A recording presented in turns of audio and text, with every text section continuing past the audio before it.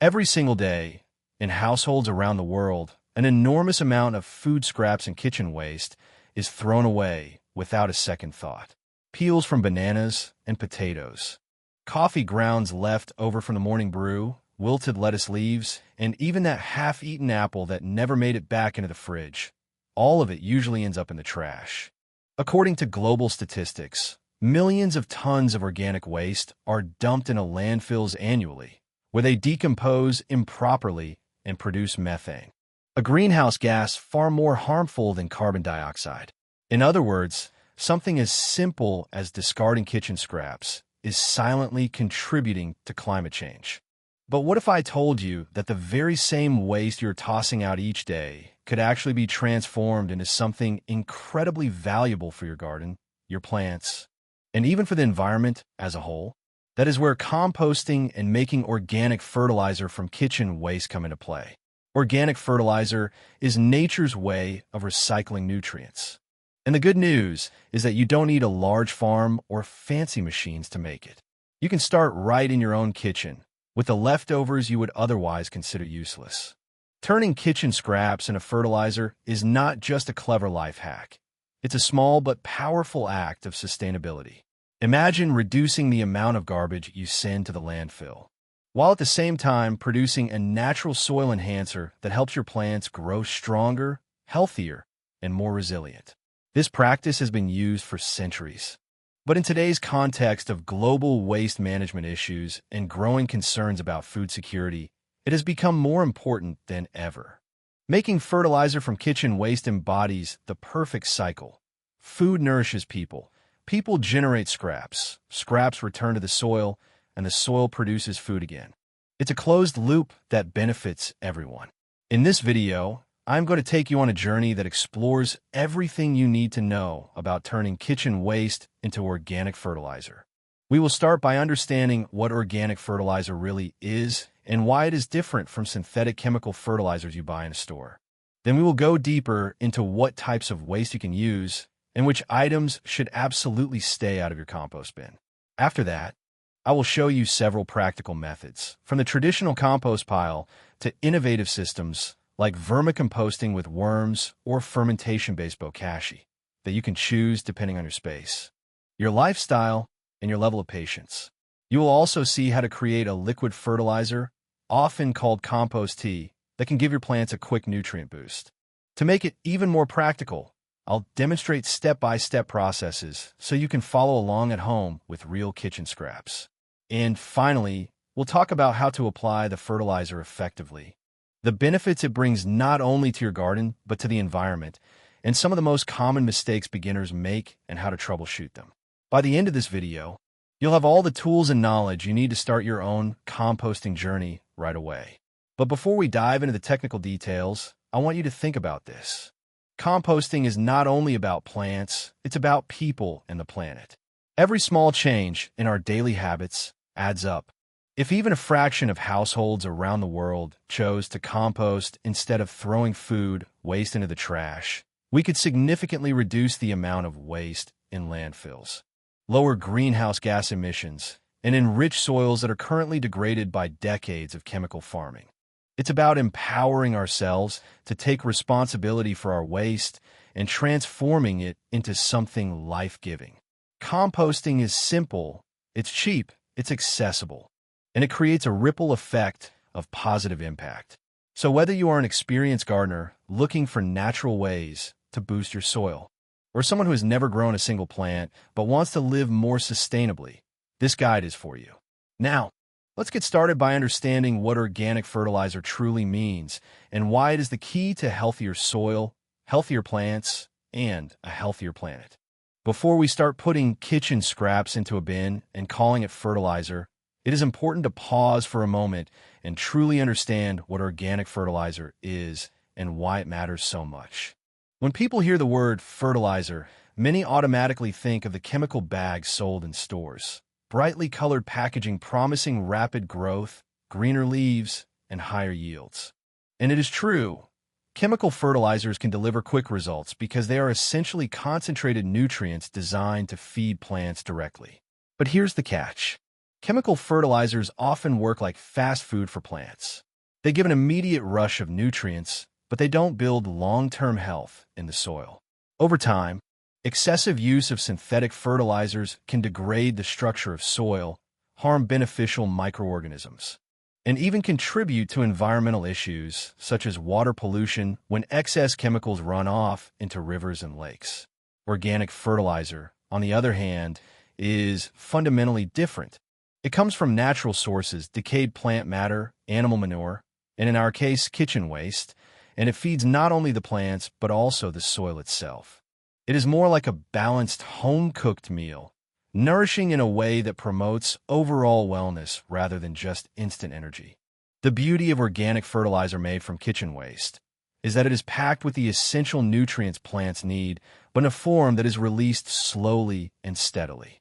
Nitrogen, phosphorus, and potassium, the famous NPK trio, are all present in organic matter.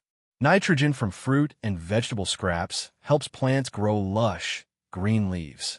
Phosphorus, found in things like banana peels or coffee grounds, supports strong root development and flowering. Potassium, also abundant in many kitchen scraps, contributes to disease resistance and overall plant vigor. On top of these macronutrients, composted kitchen waste provides a variety of micronutrients: calcium, magnesium, iron, zinc.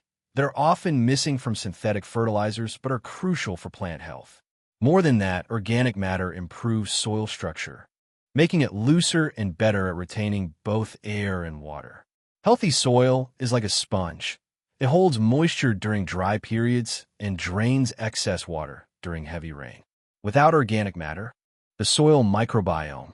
Every handful of healthy soil contains billions of microorganisms, bacteria, fungi, protozoa, that play vital roles in breaking down organic matter, cycling nutrients, and protecting plants against diseases.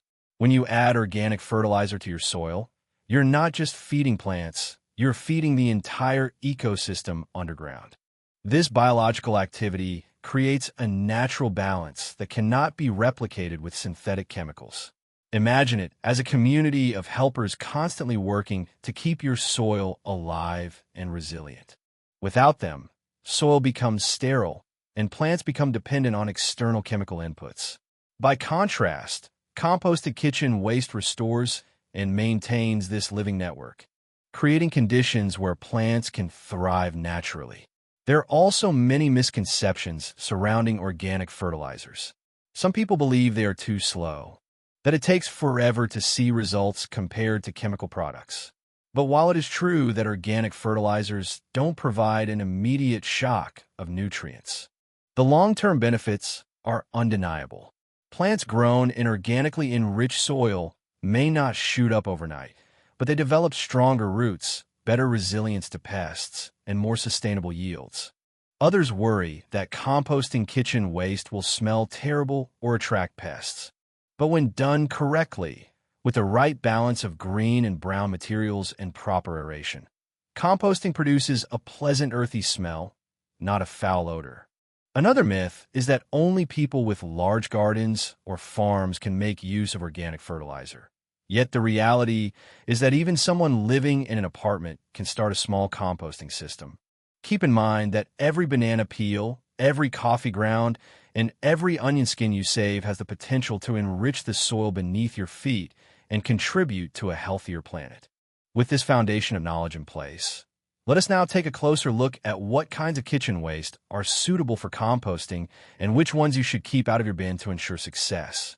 Now that we understand why organic fertilizer is so valuable, the next important step is learning which kinds of kitchen waste can actually go into your compost system and which should be avoided. Not everything that comes out of your kitchen is suitable for composting, and knowing the difference is the key to success. The simplest way to think about it is to divide waste into two main categories: green material and brown material. Green materials are rich in nitrogen and include most of the moist, fresh scraps that come from your daily cooking, vegetable peels, fruit rinds, coffee grounds, tea leaves, and even crushed eggshells. Or anything synthetic obviously does not belong in your compost either. because these materials will never break down into something beneficial for the soil. By keeping these things out, you will prevent contamination and ensure that the finished compost is safe and healthy for your plants. One practical way to manage your kitchen waste is to set up a simple system in your home. Keep a small container or bucket in your kitchen dedicated to collecting suitable scraps. Each time you peel a carrot, slice a cucumber, or finish your morning coffee, toss the leftovers into this container. When it is full, take it to your compost bin and layer it with brown materials such as dried leaves or shredded paper. This habit not only makes composting convenient, but also helps you become more mindful of the waste you generate every day. Over time, you will notice patterns in your household waste, and you can even plan your composting accordingly. For example, collecting extra dry leaves in autumn to balance out the abundance of fruit scraps in summer. By paying attention to what goes into your compost and what stays out, you're setting yourself up for success. This is the foundation of making high-quality organic fertilizer that is rich, balanced, and free from problems. Now that we know what kinds of kitchen waste are suitable and what to avoid, let's move on to the heart of this journey, exploring the different methods of actually turning these scraps into the nutrient-rich fertilizer that your garden will love. When it comes to actually transforming kitchen waste into organic fertilizer, there is no single right way. Different households, spaces, and lifestyles will call for different approaches. And the good news is that there are multiple methods available, each with its own advantages, challenges, and unique outcomes. The most common and perhaps the oldest method is traditional composting, a process that mimics what happens naturally on the forest floor where leaves, branches, and organic matter fall, decompose, and return to the soil. To start traditional composting at home, you don't need much more than a bin or a designated spot in your garden. The key steps are to layer your materials properly, which fuels the activity of microorganisms responsible for breaking everything down. Moisture control is essential. The compost should feel like a wrung-out sponge, not too wet and not too dry. Too much water will drown the microbes and cause foul odors, while too little will slow the decomposition process to a crawl. Aeration is equally important, which is why you should turn your compost pile regularly, at least once every couple of weeks, to allow oxygen to circulate. With patience and consistency, in about 2 to 3 months, you will begin to see dark, crumbly, earthy-smelling compost that is ready to be used as fertilizer. Common mistakes, such as piling up too much green waste, neglecting to turn the compost, or letting it dry out, can be easily corrected once you know what to look for, making this method accessible and forgiving even for beginners. Another fascinating method that has become popular in recent years is vermicomposting, also known as worm composting. This approach uses worms, most commonly red wigglers, to accelerate the breakdown of organic matter and produce vermicast, often called black gold by gardeners because of its incredible richness. Setting up a vermicomposting system involves preparing a bin with proper bedding, such as shredded cardboard, coconut coir, or paper mixed with a bit of soil. Then introducing the worms and feeding them kitchen scraps in small amounts. The worms eat through the waste and excrete castings that are packed with nutrients and beneficial microbes. The process is relatively odorless and, when managed correctly, very efficient. Worms don't like all types of food scraps, so it's best to avoid citrus peels, onions, and anything too oily or spicy. But they thrive on most vegetable matter, coffee grounds, and fruit peels. Over time, you'll be able to harvest both the solid vermicast and the liquid byproduct, often called worm tea, which can be diluted and used as a liquid fertilizer. Vermicomposting is especially suitable for people living in urban settings or those without outdoor space. Since the bins can be kept indoors or on a balcony as long as conditions are kept cool, moist, and dark, it's a method that not only produces excellent fertilizer, but also teaches patience and care, as you are essentially maintaining a small living ecosystem. A third approach that deserves attention is the Bokashi method, which originated in Japan and relies on fermentation rather than decomposition. Unlike traditional composting or vermicomposting, Bokashi allows you to compost almost all types of food waste, including meat and dairy, which are typically avoided in other systems.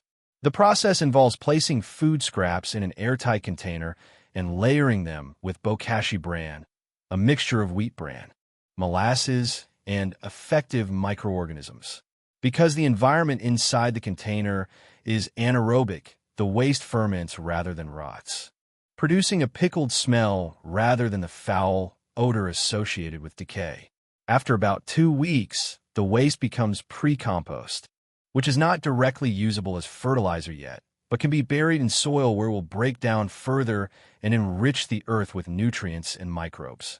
Bokashi composting is extremely fast compared to traditional methods, and it is ideal for households that generate a wide variety of kitchen waste, including items that would otherwise be excluded.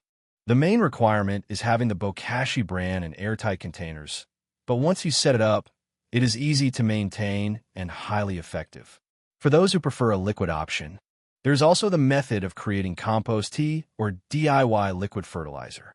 This is a way of extracting the nutrients and beneficial organisms from composted materials and delivering them to plants in a form that is quickly absorbed. To make compost tea, you start with a small amount of finished compost, place it in a porous bag, and steep it in water like a giant tea bag. The process can be done with or without aeration. The aerated method, which involves pumping air into the water using a simple aquarium pump, is preferred because it encourages the growth of aerobic microorganisms that are beneficial to plants and prevents the development of harmful anaerobic bacteria. After brewing for about 24 to 48 hours, the resulting liquid is diluted and applied to plants either by pouring it directly onto the soil or by spraying it on leaves. Compost tea acts like an energy drink for plants, providing them with a quick nutrient boost and enhancing their natural defenses against disease. While it doesn't replace solid compost, it serves as a complementary practice, especially useful for giving stressed or newly transplanted plants a boost. What's important to recognize is that each of these methods has its place. Traditional composting is simple, cost-effective, and perfect for those with outdoor space. Vermicomposting produces superior quality fertilizer and works well in small spaces, though it requires care and attention to keep the worms healthy. Bokashi is incredibly versatile and fast, making it great for households with diverse food waste, though it needs follow-up burial in soil. Compost tea provides a liquid option for immediate plant feeding, though it is best used in addition to a solid compost system. There is no one-size-fits-all answer, and many gardeners and households experiment with combinations, perhaps maintaining a traditional compost pile outside while keeping a worm bin indoors for quick processing of kitchen scraps. The choice depends on your personal goals, available space, and how much time you are willing to dedicate to the process. Whichever method you choose, the transformation that takes place is remarkable. You begin with banana peels, coffee grounds, onion skins, and paper scraps, all things most people throw away, and with time, patience, and a little effort, you end up with dark, nutrient-rich organic fertilizer that your soil and plants will thrive on. This process is not only practical, but also deeply rewarding, as it connects you to natural cycles that we often overlook in our modern lives. Composting is essentially nature's recycling system, and by practicing it, you become part of that system, giving back to the earth as much as you take. With these methods in mind, the next step is to see how they are put into practice, and in the following section, we will dive into a practical demonstration, showing you step by step how to set up these systems, manage them, and harvest the finished product so you can start applying it to your plants right away. Now that we have explored the different methods in theory, it is time to put them into practice and see how the transformation from kitchen waste to organic fertilizer actually happens. Imagine starting in your own kitchen. You finish preparing a meal and are left with a pile of scraps, carrot tops, potato peels, some wilted spinach leaves, and the used coffee grounds from your morning brew. Instead of tossing all of this into the trash, you gather it into a small container you've set aside specifically for composting. This container is the first step in building a new habit, and once it is full, you take it outside to your compost bin or your chosen composting system. If you're doing traditional composting, you will begin by creating layers, spreading your fresh, moist kitchen scraps as the green layer, and then covering them with a generous amount of brown material like shredded paper, dried leaves. If you're demonstrating vermicomposting, the process begins differently. You start with a worm bin, which can be as simple as a plastic container with air holes. You lay down bedding made from shredded cardboard, moist newspaper, or coconut coir, making sure it is damp but not soaking wet. Then you introduce your redworms, which immediately burrow into the bedding to feel safe. When feeding them, you add small amounts of kitchen scraps, fruit peels, vegetable bits, coffee grounds, burying them slightly under the bedding so they stay out of sight and do not attract pests. Week by week, you observe how the worms gradually consume the waste, turning it into dark, fine, granular castings. Eventually, the bin will fill with this rich vermicast, and you can harvest it by separating the worms from the compost, often by pushing the finished material to one side of the bin and adding fresh bedding and food to the other side, encouraging the worms to migrate. The harvested vermicast can then be added directly to soil, while the liquid that collects at the bottom, known as worm leachate, can be diluted and used as a liquid fertilizer for plants. The demonstration shows not only the mechanics of worm farming, but also the patience and care involved in nurturing living creatures that, in turn, help you recycle your waste. For Bokashi, the demonstration looks a little different because it relies on fermentation in an airtight environment. You begin with a Bokashi bucket, which is sealed and has a spigot at the bottom to drain liquid. Each time you add a layer of kitchen waste, including items like meat or dairy that would normally be excluded from other composting systems, you sprinkle a layer of Bokashi bran on top. This bran contains beneficial microorganisms that immediately begin fermenting the waste. As you repeat the process day after day, pressing down each layer to remove air, the bucket fills. Over the course of 2 weeks, the waste doesn't rot, but instead pickles, developing a sour smell similar to vinegar.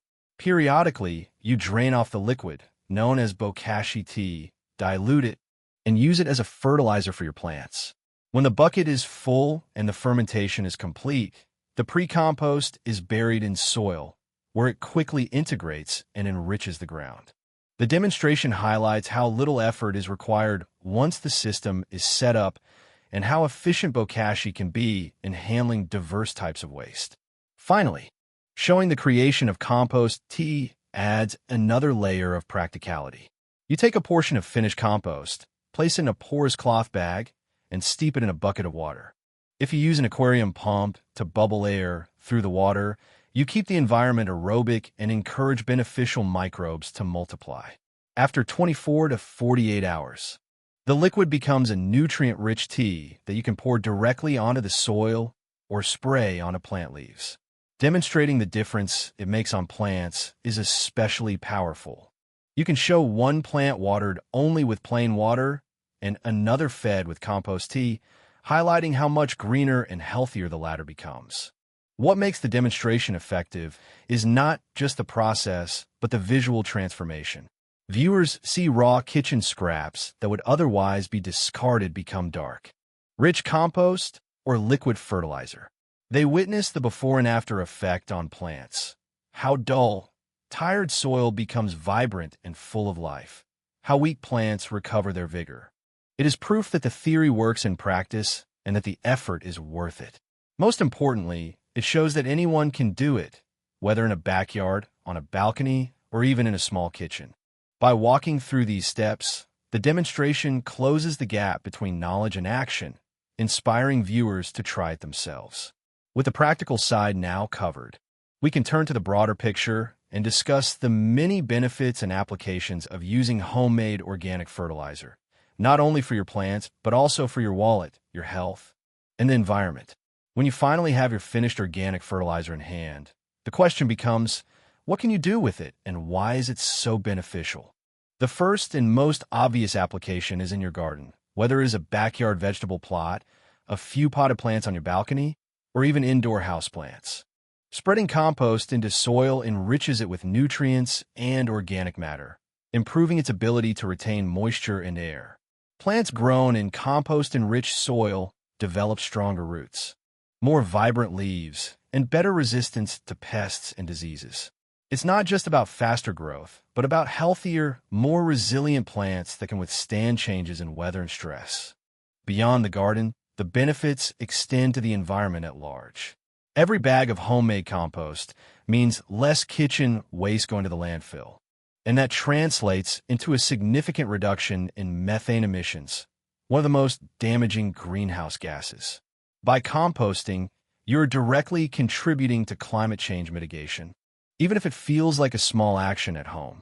It is a simple but powerful way of turning what would have been garbage into a tool for healing the planet. Economically, the advantages are clear too. By creating your own fertilizer, you reduce or even eliminate the need to buy synthetic products from the store. Over time, this saves money, and for larger-scale gardeners or small farms, the savings can be substantial. On top of that, soils treated with organic matter tend to become more fertile naturally, meaning you can continue growing crops successfully without relying on costly external inputs. Health-wise, organic fertilizer supports the production of food that is free from chemical residues. For families growing their own vegetables, this means safer, healthier meals. The flavor of produce grown in compost-enriched soil is often reported as richer and more complex, a benefit that chefs and home cooks alike can appreciate. Beyond the home garden, composting also has community-level applications. Neighborhoods can set up shared composting systems, collecting kitchen scraps from multiple households and producing fertilizer for community gardens or urban farms. Schools can teach children about composting, connecting them to nature while reducing cafeteria waste. Even cities are beginning to recognize the value of large-scale composting programs as part of their waste management strategies. And for those interested in scaling up, composting can be integrated into larger agricultural systems, reducing dependence on chemical fertilizers and helping restore degraded soils. The applications are vast and flexible, but they all share a common thread: turning waste into value. Once you start applying compost regularly, you will see the soil transform over time. What was once dry and lifeless becomes dark, crumbly, and full of earthworms and microbes, a living medium that sustains plants season after season. This is the true power of organic fertilizer, not just feeding plants, but regenerating the very ground they grow in. With these benefits and applications in mind, it becomes clear that composting is not just a gardening trick, but a lifestyle choice with profound impacts. And of course, like any process, it can come with a few challenges. So in the next section, we will go over common problems people face when composting and how to troubleshoot them effectively so that you can continue your composting journey with confidence. Even though composting is a natural process that has been happening for millions of years without human interference, when we try to replicate it in our homes or gardens, challenges sometimes arise. And it is perfectly normal to run into a few problems. One of the most common concerns people have is about smell. A healthy compost pile should not smell foul. It should have a pleasant, earthy aroma similar to soil in a forest. If your compost starts to stink, it usually means there is too much green material or too much moisture. The solution is to add more brown material, such as dried leaves, shredded paper, or sawdust, and to make sure the pile is being turned regularly so oxygen can circulate. Another frequent issue is the presence of flies or other pests. This often happens when food scraps are left exposed on the surface of the pile. The simple fix is to always bury new additions under a layer of browns, which discourages pests from being attracted to the smell. Some beginners also worry when they see that decomposition seems slow. This can be due to a lack of balance between greens and browns, or because the pile is too dry. Adding water until it reaches the moisture level of a wrung-out sponge and mixing thoroughly usually speeds things up. In colder climates, composting naturally slows during the winter, so patience is required until warmer weather returns. Another question people ask is whether citrus peels or onion skins can be composted. The answer is yes in small amounts, but because they break down more slowly and can be acidic, it's best not to overload the pile with them. If you are vermicomposting, citrus and onions should be avoided altogether as worms are sensitive to them. People also wonder how long it takes to get finished compost. The answer depends on the method. Traditional composting usually takes 2 to 3 months under ideal conditions. Vermicomposting can be faster, but requires ongoing care for the worms, while Bokashi is the quickest, producing usable pre-compost in about 2 weeks before it is added to soil. And finally, a frequent question is how to make the process faster overall. The key is chopping kitchen scraps into smaller pieces, keeping the pile moist but not wet, turning it often, and maintaining a good balance of greens and browns. Once you understand these basic principles, composting becomes much less intimidating, and most problems are easily solved. The important thing to remember is that there are no failures, only adjustments, because nature has a way of correcting itself if we give it the right conditions. With these troubleshooting tips in mind, you are ready to keep your composting system running smoothly, and in the final section, we will wrap up everything we have learned and reflect on the larger meaning of turning kitchen waste into organic fertilizer for our lives and our planet. We have now come full circle, beginning with the simple problem of kitchen waste and arriving at a solution that not only reduces trash, but also restores fertility to the soil, strengthens our plants, and supports the health of our environment. Composting may appear at first glance to be a small personal action, but as we have seen throughout this journey, it carries ripple effects that reach far beyond the boundaries of our own kitchens or gardens. By choosing to recycle our organic waste, we reduce the burden on landfills, lower greenhouse gas emissions, and participate in a cycle that mirrors the natural rhythms of the earth itself. In doing so, we become part of a movement that values sustainability, self-reliance, and respect for the natural world. For individuals, the benefits are clear: healthier plants, fresher and more nutritious food, and money saved on synthetic fertilizers. For communities, composting represents an opportunity to build resilience, whether through shared gardens, school programs, or urban composting initiatives that transform waste management systems. And on a global level, it is a practice that contributes to combating climate change, regenerating degraded soils, and ensuring food security for future generations. Now that you understand the methods from traditional composting to vermicomposting and Bokashi, and you have seen both the practical demonstrations and the potential benefits, the final step is simple. Start. Do not wait for the perfect moment. The beauty of composting is that it is flexible and forgiving. You can start small and grow your system over time, adjusting as you learn. And remember, every handful of compost you create is a victory, not only for your plants, but for the planet. It is a physical reminder that waste does not have to be waste. It can be transformed into something valuable, something alive, something that gives back. So here is the call to action. Take what you have learned and put it into practice today. Share this knowledge with friends, family, or neighbors and inspire them to join you. If you are part of a community, suggest starting a shared composting project. If you're a teacher or parent, introduce children to composting so they can grow up understanding that caring for the earth begins with simple actions at home. And if you already garden, challenge yourself to eliminate chemical fertilizers and instead rely on the rich, homemade fertilizer you create yourself. Together, these small steps add up, and the more of us who participate, the greater the collective impact will be. As we close this journey, remember that composting is not just about waste management. It is about mindset. It is about seeing value where others see trash, about choosing regeneration over depletion, and about reconnecting with the cycles of nature that sustain us all. The power is literally in your hands, in the scraps you would otherwise throw away. So let's begin today, turning kitchen waste into life, and let us grow not only healthier gardens, but a healthier future for ourselves and generations to come.